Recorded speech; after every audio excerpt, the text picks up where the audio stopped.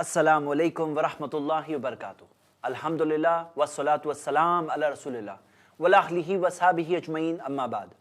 आखिरी सफ़र जनाजा training programme कि हम उस मरहले पर पहुँचे हैं जिसमें हम मैयत को लेकर कब्रिस्तान में पहुँचते हैं। जब मैयत को लेकर कब्रिस्तान में पहुँचते हैं तो वहाँ पर क्या करना है, क्या नहीं करना है, क्या सही है और क्या गलत है। बहुत से लोग अपने जोश और जज्बे के अंदर कई चीज़ें कर जाते हैं, लेकिन जो कुरान और हदीस की रोशनी में सही नहीं है। याद रखिएगा, हमारे लिए जो मिसाल है प्यारे नबी मोहम्मद सल्लल्लाहु अलैहि वसल्लम है। हम उनसे मोहब्बत करते हैं, उनकी पैरवी करते हैं। जो उनका रास्ता है बेहतरीन रास्ता है। जो उन्होंने किया, जो सहाबा इकराम ने किया, हम वो करेंगे तो यकीनन कामयाब हो जाएंगे। और जहाँ पर हम उस रास्ते से दूर हटते हैं वहाँ पे हमारे लिए दलाला है, गुमराही है। वहाँ पे हमसे नबी सल्लल्लाहु अलैहि वसल्लम नाराज़ होंगे क़यामत के दिन। और सुख़्क़न लिमन गय्यर बादी, सही बुखारी की हदीस है जिसमें आता है कि नबी सल्लल्लाहु अलैहि वसल्लम वो लोगों से नाराज़ हो जाएंगे जिन्होंने दीन में नई नई चीज़ें लाई और कहेंगे दूर हो जाओ, दूर हो जाओ ऐ वो लोगों जिन्होंने मेरे बाद दीन में नई चीज़ें लाई। हम इस मरहले के मुतालिक जो कुछ देखने वाले हैं वो 3 हिस्सों में मैंने बांटा है। सबसे पहले तदफीन से पहले क्या, दूसरा स्टेज तदफीन के दौरान क्या, और तीसरा स्टेज तदफीन के बाद क्या। जब हम जनाजा उठाकर कब्रिस्तान में पहुंचते हैं, सबसे पहली चीज याद रखिए, कब्रिस्तान में पहुंचने के बाद एक दुआ पढ़ना है जो प्यारे नबी मोहम्मद सल्लल्लाहु अलैहि वसल्लम ने हमें सिखाया। आयशा रदियल्लाहु अन्हा ने पूछा नबी सल्लल्लाहु अलैहि वसल्लम से कि हम क्या पढ़ें जब जाएं, तो अल्लाह के रसूल सल्लल्लाहु अलैहि वसल्लम ने फरमाया, अस्सलामु अला अहलि दियार, सलामती हो इस शहर, इस जगह, इस कब्रिस्तान के रहने वालों पर, मिनल मोमिनीन वल मुस्लिमीन, मोमिनों में से और मुसलमानों में से, वयरहमुल्लाहुल मुस्तक़दिमीन मिन्ना वल मुस्ताखिरीन, और अल्लाह ताला रहम करे उन पर जो हम में से पहले चले गए और उन पर जो बाद में आने वाले हैं। व इन्ना इंशाअल्लाहु बिकुम ललाहिकून, और यकीनन हम भी इंशाअल्लाह तुमसे मिलने वाले हैं, तुम में शामिल होने वाले हैं। ये दुआ कई अल्फाज के साथ साबित है। मैंने एक दुआ बताई जो सही मुस्लिम किताबुल जनाइज़ में है। दूसरी चीज़, जब जनाजा लेकर पहुंचे तो एक बात याद रखिए, और बहुत सारे लोग इसमें गफलत करते हैं।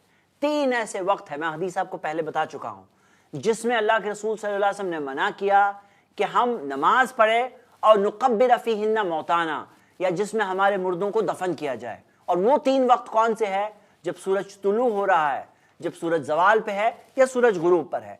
जब कब्रिस्तान में जाएं तो फौरन चेक कर लें कि कहीं तीनों में से कोई एक वक्त तो नहीं है। कई बार मैंने देखा है कि फजर की नमाज के बाद जनाजे की नमाज मस्जिदों में पढ़ी जाती है, फिर लोग निकलते हैं जनाजा लेकर और कब्रिस्तान में उस वक्त पर पहुंचते हैं जब सूरज तुलू हो रहा होता है, और लोगों को उस वक्त पर बहुत जल्दी होती है, बोले जल्दी जल्दी ख़त्म करो, जाना है। और उस चक्कर के अंदर ऐसा सामने होते देखा है मैंने कि लोग तुलू के वक्त पर ही दफन करते हैं, जो बिल्कुल ही गलत बात है। अगर तुलू का वक्त हो जाए थोड़ी देर रुक जाइए, उसके बाद दफन करिए। तदफीन के ताल्लुक से एक मसला वाज़े कर दूं जो सुनन इब्न माजा में सही सनद से हदीस है। प्यारे नबी मोहम्मद सल्लल्लाहु अलैहि वसल्लम ने फरमाया, ला तदफिनु मौताकुम बिल्लैल इल्ला अन तुदतर्रु, अपने मरने वालों को रात में दफन मत करो सिवाय ये कि तब मजबूरी हो तो। और एक हदीस जो इब्न माजा में ही है हसन सनद से, उसमें आता है अन्ना रसूलुल्लाह सल्लल्लाहु अलैहि वसल्लम अदखल रजुलन क़ब्रहु लैलन व असरज फी क़ब्रिही, नबी सल्लल्लाहु अलैहि वसल्लम ने रात में ही एक शख्स को दफन किया और चिराग जलाया गया था। हम ये देखते हैं मेरे भाइयों मेरी बहनें, उस जमाने में होता ये था कि अगर रात में किसी को दफन करना है तो बहुत सारे लोग नहीं आएंगे, क्योंकि रात में लोग सो जाते थे, आराम करते थे। लेकिन हम क्या देखते हैं कि आजकल शहरों का माहौल खास तौर से ऐसा हो गया है कि ज़्यादा लोग रात में मिलते हैं। जॉब से आते हैं, बिजनेस से आते हैं, वापस आते हैं, रात के वक्त पे बहुत सारे लोग मिल जाते हैं, और कम लोग नहीं होते हैं, क्योंकि इसके अंदर मेन मकसद उलमा ने ये बताया कि अल्लाह के रसूल सल्लल्लाहु अलैहि वसल्लम ने खुसूसी तौर पर रात में जो दफन करने से मना किया, उसकी मेन मसलहत, मेन वजह ये है क्योंकि रात के अंदर लोग कम आएंगे और जनाजे की नमाज के अंदर कम लोग शामिल होंगे। तो अल्लाह के रसूल सल्लल्लाहु अलैहि वसल्लम ने कहा इल्ला अन तुदतर्रु, बहुत मजबूरी ना हो तो रात में दफन मत करो। लेकिन नबी सल्लल्लाहु अलैहि वसल्लम का खुद का अमल भी मिलता है कि उन्होंने दफन किया, जिससे कि पता चलता है कि जायज़ है, कर सकते हैं, लेकिन प्रिफर नहीं किया नबी सल्लल्लाहु अलैहि वसल्लम ने। लेकिन उलमा इस बारे में ये बताते हैं कि अगर आजकल हम देखें कि लोग रात में ज़्यादा मिलते हैं, सिवाय ये कि बहुत ज़्यादा लेट हो गया। जैसे शहरों के ताल्लुक से मैं बताऊं कि अगर 2, ढाई, 3 बजे अगर दफन करना है तो फिर लोग नहीं आएंगे। लेकिन उससे पहले का वक्त है, जैसे 9 बजे, 10 बजे, 11 बजे, तो रात में भी दफन कर सकते हैं, उसमें कोई मसला नहीं है। लेकिन लोग अगर ज़्यादा मिल रहे हैं तो उल्टा ये कई बार बेहतर भी हो सकता है। मजीद हम ये भी देखते हैं कि अली रदियल्लाहु अन्हु ने फातिमा रदियल्लाहु अन्हा को रात ही में दफन किया था, جیسا کہ حافظ ابن حجر نے فتح الباری میں ذکر کیا ہے، جو صحیح بخاری کی کامنٹری ہے اور حدیث سند کے اعتبار سے ابن ابی شیبہ کی حدیث ہے۔ اگلی بات یہ، ہم یہ دیکھتے ہیں کہ ہمارے پاس جو سسٹم ہے تدفین کا، یہ بالکل ایک ایسا سسٹم ہے جو فطرت کے مطابق ہے، ایک بالکل نیچرل سسٹم ہے۔ ہم یہ دیکھتے ہیں کہ آج دوسرے ممالک کے اندر جب کافنز کا سسٹم چلتا ہے، دوسرے کلچرز میں، عیسائیوں میں اکثر جو کافنز کا سسٹم چلتا ہے، اب وہ کافن جو بنتی ہے، وہ کافن کے اندر لکڑا لگانا ہوتا ہے، اتنا لکڑا ضائع ہوتا ہے اور اچھی کوالٹی کا لکڑا ہوتا ہے، اس کے اندر میٹل ہوتا ہے، اس کے اندر ہم دیکھتے ہیں کہ کانکریٹ کی سلیبز وغیرہ کے ذریعے کانکریٹ کا ایک بالکل روم جیسا بنایا جاتا ہے، اور اس کے اندر ہم دیکھتے ہیں کہ امبارمنگ کے طور پر وہ کئی سارے لکوڈ اور کیمیکلز لگائے جاتے ہیں امبارمنٹ کے طور پر۔ لیکن اسلام نے بتایا نہیں، ایسا سب سسٹم نہیں ہے، سمپل سی کفن کے ساتھ دفن کر دیا جاتا ہے ڈائریکٹ زمین کے اندر۔ اور ہم دیکھتے ہیں کہ آج یہ رزلٹ یہ ہوا ہے کہ مغربی ممالک کی بات ہے، خود مثال کے طور پر آپ دیکھیے یو کے کی رپورٹ ہے جو بی بی سی نے رپورٹ کیا تھا کہ 75% لوگ یو کے میں آج پسند کر رہے ہیں کہ ان کا کریمیشن ہو، ان کو جلایا جائے۔ کریمیشن کے اندر جو سینٹرز ہوتے ہیں کریمیشن کے، جس کے اندر جلایا جاتا ہے، تو جلا کر کے ختم کر دیا جائے، کیونکہ اس کا کاسٹ بہت کم ہوتا ہے دفن کرنے سے، کیونکہ دفن کرنے کے اندر یہ کافن خریدنی ہوگی، وہ جگہ کا رینٹ دینا ہوگا، اس کا پیسہ دینا پڑے گا، تو اس کے اندر بہت زیادہ کاسٹ ہوتا ہے، تو اس کے اندر لوگ پریفر کر رہے ہیں کہ کریمیٹ کیا جائے۔ کیوں؟ کیونکہ وہ سسٹم بہت کمپلیکیٹڈ ہے۔ لیکن اسلام نے جو سسٹم بتایا کہ لوگ زمین کے اندر دفن کیے جاتے ہیں، اور اس کے اندر ہم دیکھتے ہیں کہ ہم زمین سے بنے ہیں، ہم اسی مٹی سے بنے ہیں، اور اسی مٹی میں ہمیں واپس جانا ہے۔ آئیے اب ہم دیکھتے ہیں قبروں کی قسمیں۔ قبروں میں دو ٹائپ کی قبریں ہوتی ہے، ایک ہے جسے شق کہتے ہیں اور دوسری ہے جسے لحد کہتے ہیں۔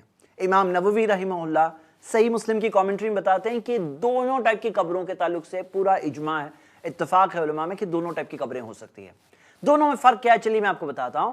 شق کے اندر بالکل سیدھی سیدھی قبر ہوتی ہے، بالکل سیدھی سیدھی، لیکن لحد کے اندر ایسا معاملہ ہوتا ہے کہ ایل شیپ کی قبر ہوتی ہے، مطلب سیدھا کرنے کے بعد نیچے کی طرف قبلہ رخ ایک جیسے چیمبر بنایا جاتا ہے، اور جو میت ہوتی ہے اسے اس چیز میں اس جانب قبلہ رخ اندر ڈالا جاتا ہے، اور پیچھے سے اینٹ کی دیوار جیسی بنائی جاتی ہے۔ دونوں میں ایک بہت بڑا فرق یہ ہے کہ لحد کے اندر جب ہم مٹی ڈالتے ہیں تو مٹی ڈائریکٹ میت کے اوپر نہیں گرتی ہے، بلکہ بازو کی زمین پر گرتی ہے۔ میت کہاں ہے؟ اس زمین کے بازو کی طرف ہے، جیسا کہ آپ اس ڈائیگرام میں دیکھ سکتے ہیں۔ لحد جیسا کہ آپ دیکھ سکتے ہیں دیوار میں سے کاٹی جاتی ہے، اور دیوار میں سے کاٹ کر کے قبلہ رخ کی طرف ہوتی ہے، ایک پوری اتنی جگہ ہوتی ہے جتنا کہ ایک میت کو اندر داخل کیا جا سکے۔ لحد کے اندر معاملہ یہ ہے کہ وہ زمین جسے کاٹ کر کے لحد کو نکالنا ہے، ظاہر سی بات ہے وہ بہت کڑک زمین ہونی چاہیے۔ اللہ کے رسول محمد صلی اللہ علیہ وسلم نے فرمایا، جو حدیث ابن ماجہ میں صحیح سند سے ہے، اللحد لنا والشق لغیرنا، لحد ہمارے لیے ہے، شق ہمارے علاوہ دوسروں کے لیے ہے۔ اس سے علماء نے یہ بتایا ہے کہ لحد ہمارے لیے سے مراد یہ ہے کہ وہ علاقے کے لوگوں کے لیے، ویسے ٹائپ کی زمین میں رہنے والے لوگوں کے لیے، کیونکہ ہم دیکھتے ہیں کہیں کہیں زمین جیسے نرم ہوتی ہے۔ میں بامبے کی مثال بتا سکتا ہوں کہ یہاں پہ جو زمین ہے وہ نرم ہوتی ہے، اگر کاٹیں گے تو اندر اور زمین گر جائے گی، لیکن کہیں کہیں زمین ہوتی ہے جو بہت کڑک ہوتی ہے اور بہت ہارڈ ہوتی ہے، تو وہ ہارڈ کے اندر دیوار میں سے کاٹ کر کے وہ حصہ بنانا، لحد بنانا ممکن ہوتا ہے۔ شق کے اندر معاملہ یہ ہے کہ شق کے اندر میت کو اندر رکھا جاتا ہے قبلہ رخ، جو قبر کے اندر قبلہ رخ رکھا جاتا ہے، اور میت کا رخ بھی ہوتا ہے قبلہ کی طرف، اور شق کے اندر الگ الگ سسٹم الگ الگ جگہوں پر چلتے ہیں۔ مثال کے طور پر اکثر جگہوں پہ آپ یہ دیکھیں گے کہ کراس طور پر برقے یعنی کہ پلائی ووڈ یا لکڑے کے ٹکڑے لگائے جاتے ہیں، کہیں کہیں اسٹریٹ اور پیرلل ٹائپ کے لکڑے کے ٹکڑے لگائے جا سکتے ہیں، جیسے کہ آپ دیکھ رہے ہیں۔ اللہ کے رسول محمد صلی اللہ علیہ وسلم کا جب انتقال ہوا، ابن ماجہ میں ہمیں حدیث ملتی ہے، صحابہ کنفیوز تھے کہ لحد بنائے یا شق بنائے۔ انہوں نے استخارہ کیا اور استخارہ کر کے دونوں کھودنے والوں کو بلایا، اور ہوا یہ کہ لحد والا پہلے آ گیا، اسی وجہ سے نبی صلی اللہ علیہ وسلم کے لیے لحد کھودی گئی۔ اور ہم دیکھتے ہیں سعد بن ابی وقاص رضی اللہ عنہ نے ان کے انتقال سے پہلے کے وقت کی باتیں وصیت کی تھی، سنن نسائی میں حدیث ہے، انہوں نے فرمایا الہد لی لحدن، میرے لیے لحد کھودنا، وانصبوا علیہ نصبن، اور میرے لیے بھی دیوار بنانا، کما فعل برسول اللہ صلی اللہ علیہ وسلم، جیسا کہ نبی صلی اللہ علیہ وسلم کے لیے کیا گیا۔ قبر کیسی ہونی چاہیے؟ سنن نسائی میں ہمیں صحیح سند سے حدیث ملتی ہے، پیارے نبی محمد صلی اللہ علیہ وسلم نے فرمایا احفروا واعمقوا واحسنوا، قبر کو کھودو، اسے گہرا بناؤ، اسے اچھا بناؤ، اور ایک اور حدیث میں آتا ہے اوسعوا، اسے وسیع بناؤ، مطلب قبر بہت ہی تنگ نہیں ہونی چاہیے، تھوڑی سی کشادہ ہونی چاہیے۔ کیا ایک قبر میں ایک سے زیادہ باڈی بھی، ایک سے زیادہ میت کو بھی دفن کیا جا سکتا ہے؟ عام طور پہ یہ بالکل پسندیدہ چیز نہیں ہے، لیکن کبھی مجبوری کے حالات ہو، کبھی ایسا ہوتا ہے کہ بہت بڑا ڈیزاسٹر ہو چکا ہے، جیسے کوئی سونامی یا زلزلہ ایسا کچھ ہو چکا ہے، بہت سے لوگوں کی موت ہوئی ہے اور بہت ساری قبریں کھودنا مشکل ہوتا ہے، تو ہم دیکھتے ہیں احد کے وقت پر ایسا ہوا کہ جو لوگ زخمی تھے انہوں نے نبی صلی اللہ علیہ وسلم سے شکایت کی، انہیں تکلیف ہو رہی تھی قبریں کھودنے میں، تو نبی صلی اللہ علیہ وسلم نے کہا کہ وَدْفِنُوا الْاِثْنَيْنِ وَالثَّلَاثَةِ فِي قَبْرٍ وَاحِدٍ، 2 یا 3 لوگوں کو ایک ایک قبر میں دفن کرو، تو 2 یا 3 لوگوں کو ایک ایک قبر میں داخل کیا جا سکتا ہے، لیکن ہم دیکھتے ہیں اس میں طریقہ یہ ہے، اللہ کے رسول صلی اللہ علیہ وسلم نے کہا قَدِّمُوا أَكْثَرَهُمْ قُرْآنًا، ان میں سے جو زیادہ قرآن جانتے ہیں ان کو قبلہ رخ ذرا آگے کی طرف رکھو، تو ہم دیکھتے ہیں جیسے مثال کے طور پہ میت کو ایک کے پیچھے ایک 3 رکھا جائے گا، تینوں قبلہ رخ ہوں گے، تو قبلہ رخ ہونے کے اندر سب سے پہلے اسے رکھیں گے جو سب سے زیادہ قرآن جانتے ہیں، پھر ان کے بعد جو ان سے کم، پھر ان کے بعد جو ان سے کم، تو ہم یہ دیکھتے ہیں کہ ہم قبرستان میں داخل ہو چکے، داخل ہونے کی دعا ہم نے پڑھ لی ہے، کس وقت پر دفن نہیں کرنا وہ ہم نے دیکھ لیا، الگ الگ قسم کی قبریں ہم نے دیکھ لی، اور قبر کیسی ہونی چاہیے، گہری ہونی چاہیے، کسی سچویشن میں ایک سے زیادہ لوگوں کمبائن کر سکتے ہیں، ہم وہ مسئلہ بھی دیکھ چکے ہیں۔ ایک بار ایسا ہوا اللہ کے رسول صلی اللہ علیہ وسلم قبرستان پہنچے اور لحد کھودی جا رہی تھی، یعنی قبر پوری طرح سے تیار نہیں تھی، تو اللہ کے رسول صلی اللہ علیہ وسلم قبلہ رخ ہو کر بیٹھ گئے اور صحابہ بھی بیٹھ گئے، اور اللہ کے رسول صلی اللہ علیہ وسلم نے پھر انہیں ایک بہت ہی اہم اور پیارا درس دیا۔ تو ہم اس بات سے یہ سیکھ رہے ہیں کہ کبھی ایسا وقت بچ جائے تو کوئی نصیحت کی باتیں ایسی وقتی طور پر کہہ سکتے ہیں۔ یہ حدیث ابو داؤد کتاب الجنائز میں ہے، لیکن اس بارے میں احتیاط رکھیے، بیٹھنے کی جہاں بات آئی کبھی بھی ہرگز بالکل نہیں، کوئی شخص قبر کے اوپر کبھی نہ بیٹھے۔ صحیح مسلم میں حدیث کتاب الجنائز میں نبی صلی اللہ علیہ وسلم کے بارے میں آتا ہے، نہى النبی صلی اللہ علیہ وسلم ان یجسس القبر، نبی صلی اللہ علیہ وسلم نے منع کیا کہ قبر کو وائٹ واش یا پکا نہ کیا جائے، وَأَن يُقَعَدَ عَلَيْهِ، اور قبروں کے اوپر بیٹھا نہ جائے، وَأَن يُبْنَى عَلَيْهِ، اس کے اوپر کچھ بنایا نہ جائے۔ تو ہم دیکھتے ہیں نبی صلی اللہ علیہ وسلم نے جو منع کیا اس میں سے ایک بات جو آئی، وَأَن يُقَعَدَ عَلَيْهِ، قبر کے اوپر بیٹھا نہ جائے، بالکل بیٹھنا منع ہے، یہ قبروں کی بے ادبی ہے اور اس بات کے تعلق سے خیال رکھنا چاہیے۔ صحیح مسلم میں ایک اور حدیث ہے جس میں آتا ہے اللہ کے رسول صلی اللہ علیہ وسلم نے فرمایا کہ تم میں سے کسی کے لیے بہتر ہے کہ وہ جلتے ہوئے انگارے کے اوپر بیٹھ جائے اور انگارہ جلتے جلتے اس کی چمڑی تک پہنچ جائے، یہ بہتر ہے بنسبت اس کے خیر لہ من ان یجلس علی القبر، کسی قبر پر بیٹھنے سے یہ بہتر ہے۔ تو یہ بات کو یاد رکھیے، مثال کو یاد رکھیے، جلتے انگارے پر بیٹھ جاؤ لیکن قبر کے اوپر بالکل نہ بیٹھو۔ ایک اور حدیث جو مسند احمد میں ہے اس کے اندر سیم الفاظ آتے ہیں، جلتے ہوئے انگارے کی وہی مثال دی گئی ہے، اور پھر نبی صلی اللہ علیہ وسلم نے فرمایا خیر لہ من ان یطع علی قبر رجل مسلم، یہ بہتر ہے اس کے لیے بنسبت کہ وہ کسی مسلمان کی قبر کے اوپر روندے، اس سے بہتر ہے کہ جلتے ہوئے انگارے پر بیٹھ جاؤ۔ ایک اور بات ہے جس کا خیال رکھنا چاہیے، جس تعلق سے لوگ بے احتیاطی کرتے ہیں، ابو داؤد کتاب الجنائز میں حدیث صحیح سند سے ہے، اللہ کے رسول صلی اللہ علیہ وسلم نے دیکھا ایک شخص کو یمشی فی القبور، قبروں کے درمیان سے جیسے چل رہا ہے اور چپل پہنا ہوا ہے، تو اللہ کے رسول صلی اللہ علیہ وسلم نے فرمایا یا صاحب السبتیتین، اے چپل پہنے ہوئے شخص، اے چپل والے، ویحک، برا ہو تمہارا، القی سبتیتیک، نکالو اپنے چپلوں کو، نکالو اپنے چپلوں کو۔ وہ صحابی نے جب دیکھا انہیں احساس ہوا اللہ کے رسول صلی اللہ علیہ وسلم کی آواز ہے، تو انہوں نے اپنے چپل کو اتار کر کے پھینک دیا۔ تو قبروں کے ایریا میں جب قدم رکھیں تو اپنے چپل جوتے کو اتار لیں۔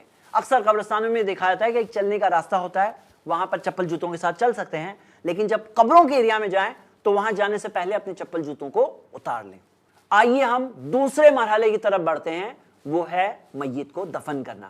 دفن کرنے کے تعلق سے ہم دیکھتے ہیں کہ 2 لوگ یا کبھی کبھار کسی کیس میں 3 لوگ نیچے اترتے ہیں، اور کس کا زیادہ حق ہے؟ اللہ تعالیٰ نے فرمایا سورہ انفال میں سورہ 8 آیت نمبر 75، وَأُولُو الْأَرْحَامِ بَعْضُهُمْ أَوْلَىٰ بِبَعْضٍ، جو رشتہ دار ہے بعض دوسروں کے زیادہ قریب ہوتے ہیں۔ تو رشتہ داروں کا جیسے کہ پہلا حق ہوتا ہے، لیکن اس کے اندر ایسے کوئی لازم چیز نہیں ہے، کوئی اور غیر رشتہ دار بھی اتر سکتا ہے، اور اس میں جس کے پاس علم ہو، جس کے پاس یہ سمجھ ہو، جو قرآن و سنت کے مطابق اس چیز کو بہتر کر سکتا ہے، وہ بھی اترے تو بھی کوئی حرج نہیں ہے۔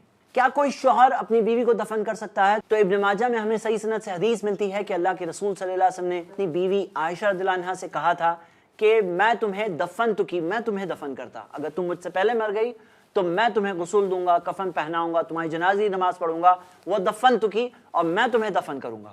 تو کوئی شوہر اپنی بیوی کو دفن کر سکتا ہے، اس میں اس بات کی ہمیں جیسے دلیل ملتی ہے۔ اب میں آپ کو ایک ایسی بات بتاؤں گا جو بہت سے لوگ نہیں جانتے ہیں، لیکن حدیث اس بارے میں موجود ہے، صحیح بخاری کتاب الجنائز میں ہے، خود ہمارے نبی صلی اللہ علیہ وسلم کا عمل ہے۔ ان کی بیٹی کا جنازہ تھا، اللہ کے رسول صلی اللہ علیہ وسلم نے تب صحابہ سے پوچھا، هل منکم رجل لم یقارف اللیلہ، کیا تم میں کوئی ایسا شخص ہے جس نے اپنی بیوی کے ساتھ کل رات تعلقات قائم نہیں کیے ہیں؟ تو ابو طلحہ رضی اللہ عنہ نے فرمایا کہ میں نبی صلی اللہ علیہ وسلم، تو اللہ کے رسول صلی اللہ علیہ وسلم نے انہیں حکم دیا نیچے اترنے۔ تو اس چیز سے ایک دلیل جیسے کہ ملتی ہے کہ ایسے شخص کو ترجیح دینا چاہیے جس نے بیوی کے ساتھ تعلقات نہیں قائم کیا ہو، خصوصی طور پر جب کسی عورت کا جنازہ ہو تو ایسے شخص کو ترجیح دینا چاہیے دفن تدفین میں۔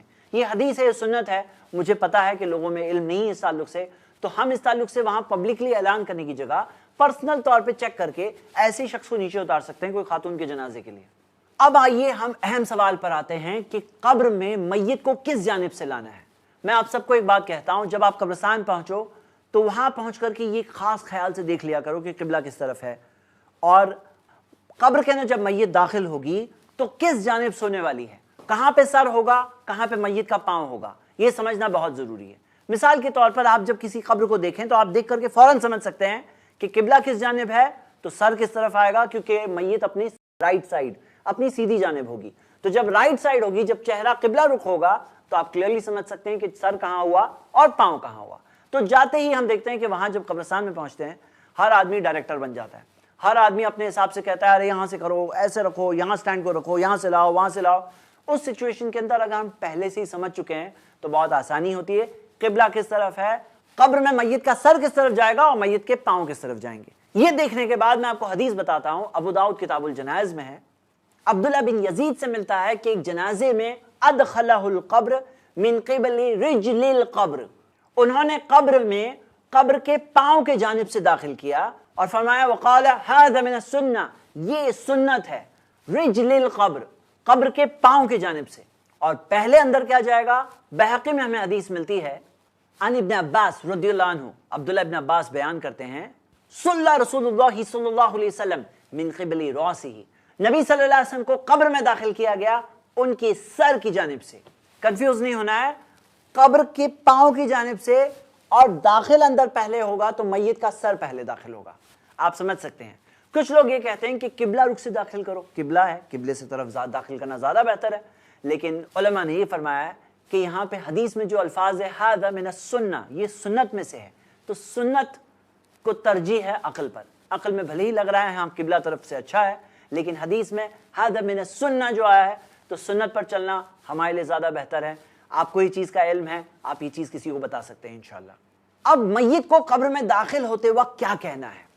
ترمذی اور ابن ماجہ میں صحیح سند سے حدیث ملتی ہے کہ ہمیں کہنا ہے بسم اللہ وعلی ملت رسول اللہ۔ ایک اور حدیث میں آتا ہے بسم اللہ وعلی سنت رسول اللہ۔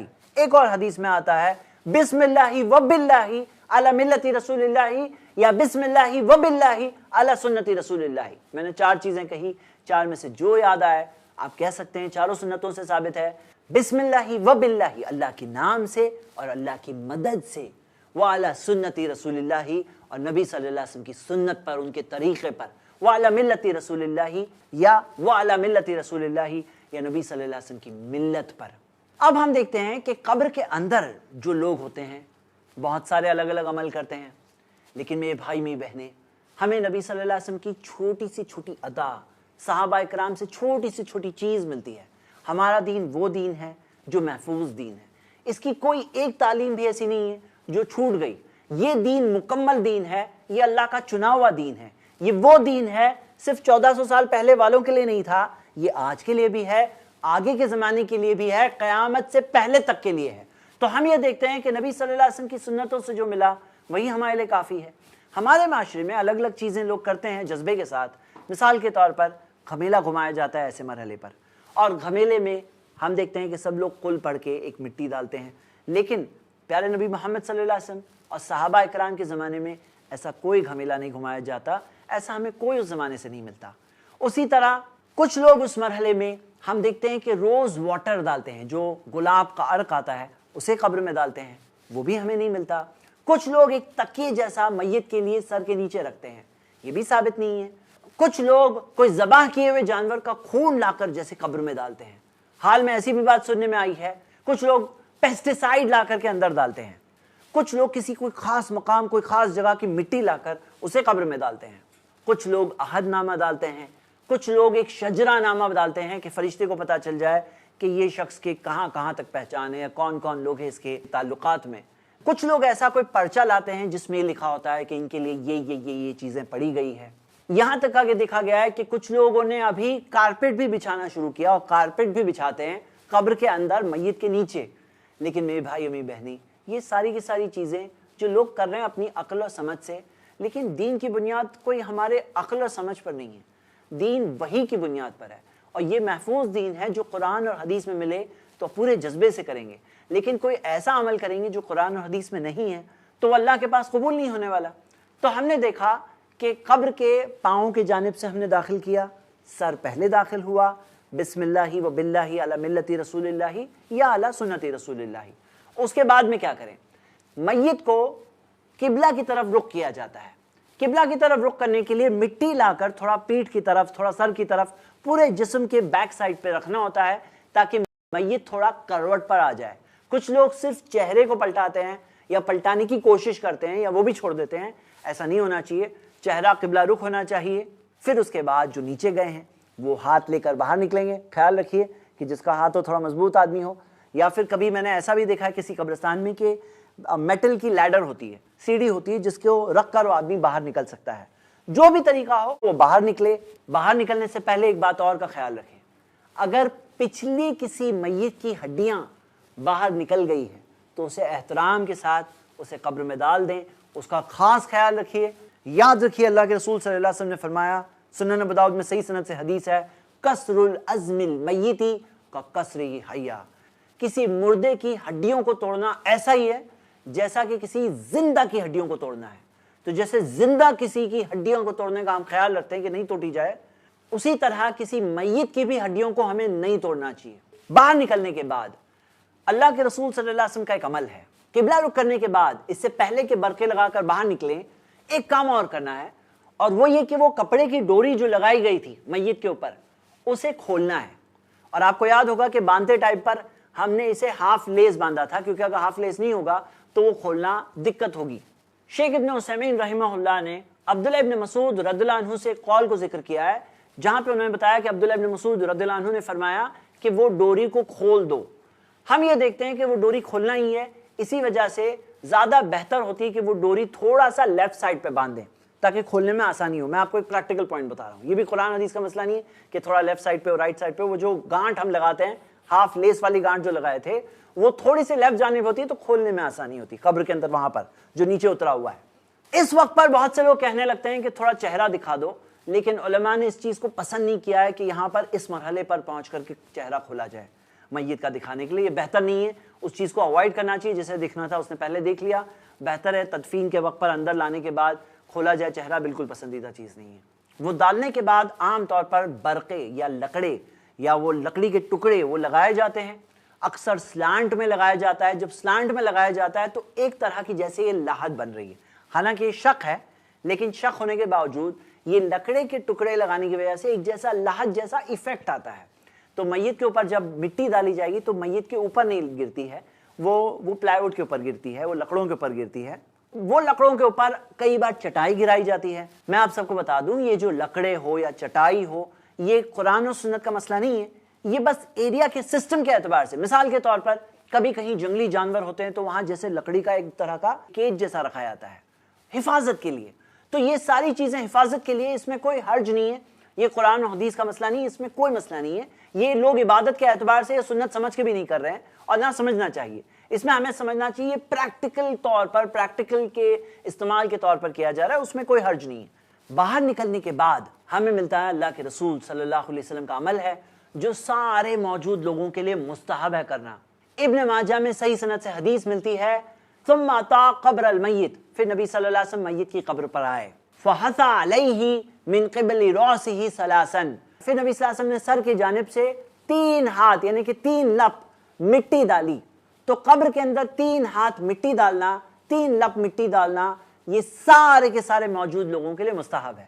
اور یہ چیز مس نہیں کرنا چاہیے. اس میں ایک نصیحت ہوتی ہے, جب 3 ہاتھ مٹی ڈالتے ہیں تو ایک انسان کو احساس ہو کہ میں آج ان کی مٹی ڈال رہا ہوں, کل میرے لیے کوئی اور ڈالے گا, اور میں اس دنیا سے جانے والا ہوں. یہی اس دنیا کی حقیقت ہے, یہی حقیقت ہے, اس کا انکار نہیں کرنا چاہیے. ڈالتے وقت بہت سے لوگ ایک دعا پڑھتے ہیں جو سورہ طٰہٰ کی آیت ہے, سورہ 20 آیت نمبر 55, منہا خلقناکم وفیہا نعیدکم وَمِنْهَا نُخْرِجُكُمْ تَارَةً أُخْرَىٰ. لیکن یہ حدیث ہمیں مل رہی ہے بیہقی میں، اور اس بارے میں محدثین بتاتے ہیں کہ اس کی سند سخت ضعیف ہے، مطلب یہ صحیح حدیث سے ہمیں نہیں ملتا، اور اسی وجہ سے یہ چیز کہنا ثابت نہیں ہے حقیقت میں. مجھے پتا ہے بہت سے لوگ یہ کہتے ہیں کہ لوگ تو کر رہے ہیں، لیکن لوگوں میں اگر علم ہوتا تو کیا بات تھی، ہر چیز کا علم اگر عام ہوتا تو کیا بات تھی. اور جہاں تک علماء اکرام کی بات ہے، علماء جب کئی ساری اچھی باتیں بتاتے ہیں تو کبھی انسان ہے، ان سے کہیں بھول غلطی ہو سکتی ہے. ہمیں اپنے آپ کو باندھ نہیں دینا چاہیے کسی بھی عالم سے کہ ان کی صحیح بات ہو غلط بات ہو، ثابت ہونے کے بعد بھی میں تو اس عالم کا ماننے والا ہوں، میں تو ان کی بات نہیں چھوڑ سکتا. ایسے نہیں ہونا چاہیے. ہم قرآن و حدیث پہ چلیں، ہاں ثبوت ہے، صحیح حدیث موجود ہے تو بالکل کریے، لیکن اگر نہ ہو تو وہ چیز پر عمل نہیں کرنا چاہیے. اس میں بھی ایک اور چیز لوگ کر رہے ہیں کہ کچھ لوگ اسے سیدھے ہاتھ سے ڈالنے کی جگہ الٹے ہاتھ سے ڈالتے ہیں. یہ بھی چیز بالکل صحیح نہیں ہے. اب آئیے ہم آتے ہیں تھرڈ سٹیج پر، وہ ہے تدفین کے بعد کیا. تدفین کے بعد اس قبر کو اونٹ کی جو کوہان ہوتی ہے وہ کوہان نما بنا لینا، یہ ایک اچھی چیز ہے، یہ ایک سنت ہے. صحیح بخاری کتاب الجنائز میں حدیث ہے جس میں آتا ہے، سفیان التمار تبع تابعین میں سے ہے، وہ بیان کرتے ہیں انہ را قبر النبی صلی اللہ علیہ وسلم مسنما، کہ انہوں نے دیکھا کہ اللہ کے رسول صلی اللہ علیہ وسلم کی قبر کوہان نما ہے. کوہان اونٹ کا جو کوہان ہے نا، کوہان نما ہے. تو ہم دیکھتے ہیں کہ کوہان نما بنانا یہ ایک سنت ہے اور وہ کر لینا چاہیے. جہاں تک یہ سوال ہے کہ بہت سے لوگوں سے آپ نے شاید فوٹوز وغیرہ واٹس ایپ وغیرہ پہ فارورڈ کی ہوئی دیکھی ہوگی کہ یہ نبی صلی اللہ علیہ وسلم کی قبر کی فوٹو اندر سے لے کر کسی نے بتایا. یہ ساری فوٹوز بوگس ہے، کیونکہ کم سے کم 600 سال سے تو کوئی لے نہیں سکتا، کیونکہ جو جالی لگی ہے اس کے پیچھے حقیقت میں دیوار ہے، کوئی اوپن نہیں کہ کوئی جھانک کر کے اندر سے فوٹو لے سکتا ہے. 600 سال سے تو قبر کسی نے دیکھا نہیں ہے، اور اس سے پہلے کے زمانے میں تو فوٹوگرافی اویلیبل نہیں تھی. اس کے علاوہ ایک اور کام ہمیں ملتا ہے جو کر سکتے ہیں، اور وہ یہ کہ سر جہاں پر ہے وہاں پہ ایک پتھر رکھا جا سکتا ہے نشانی کے طور پہ.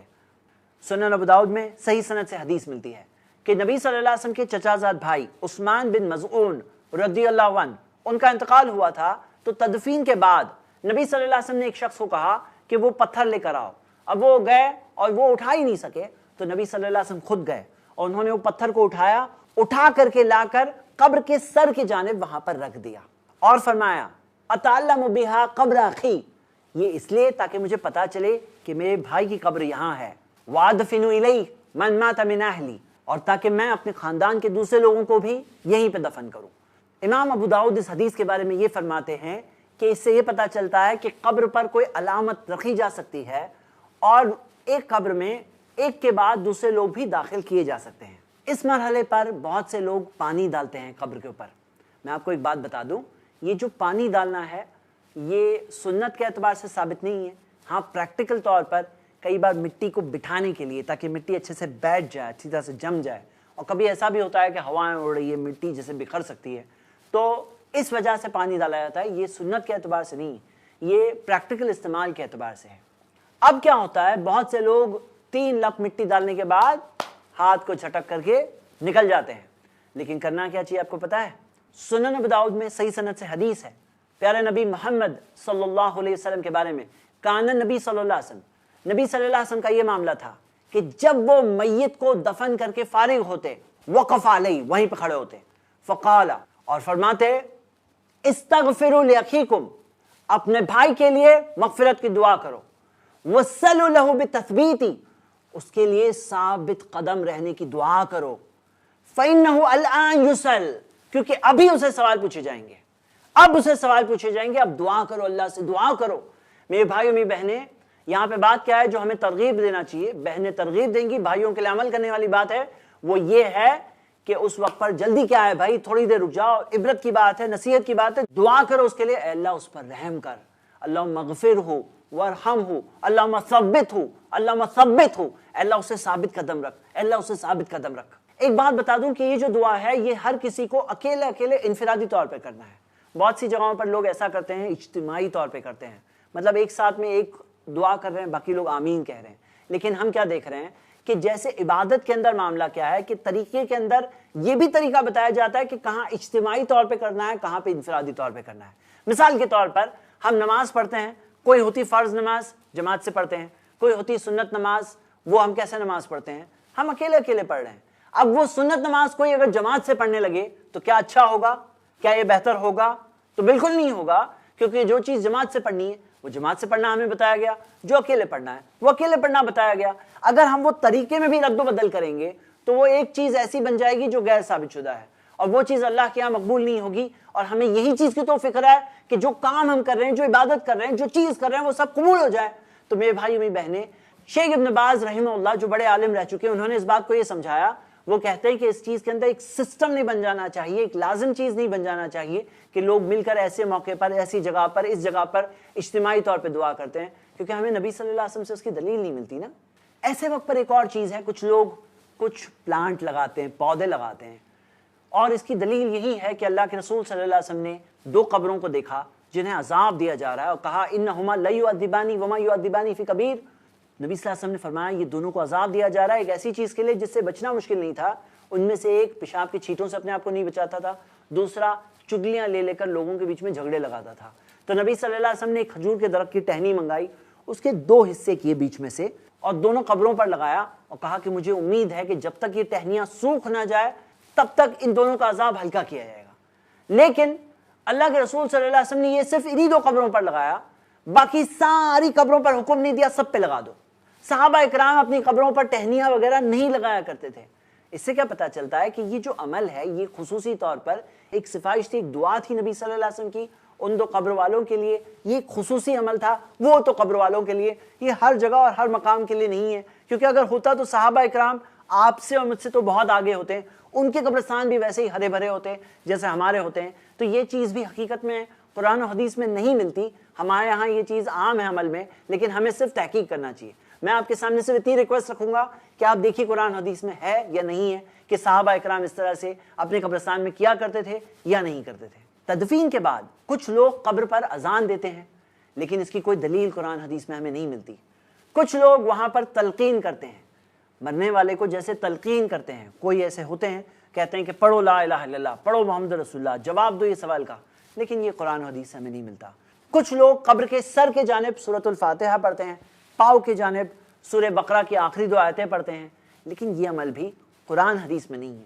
یہ ایسے عمل ہے جو لوگوں نے نکالے ہیں، ایجاد کیے ہیں، بعد کے زمانے والوں نے نکالا ہے۔